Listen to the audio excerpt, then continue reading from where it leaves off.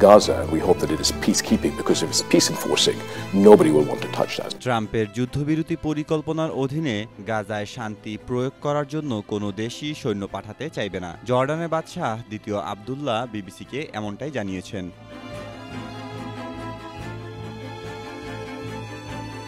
তিনি স্পষ্ট করেছেন, আন্তর্জাতিক বাহিনী যদি শান্তিরক্ষক হিসেবে স্থানীয় ফিলিস্তিনি পুলিশকে প্রশিক্ষণ ও সমর্থন দেয় তবে জর্ডান ও মিশর সহায়তা করতে প্রস্তুত, কিন্তু গাজার ভেতরে সশস্ত্র টহলদারি বা শান্তি প্রয়োগকারী ভূমিকা নিতে কোনো দেশই আগ্রহী হবে না।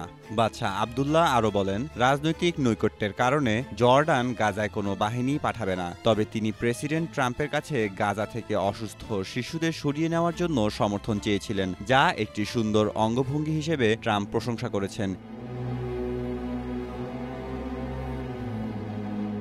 এই প্রচেষ্টার অংশ হিসেবে জর্ডান 253 জন অসুস্থ ও আহত শিশুকে সরিয়ে নিয়েছে। ট্রাম্পের যুদ্ধবিরতি প্রচেষ্টার জন্য জর্ডানের রানীও এর প্রশংসা করেছেন।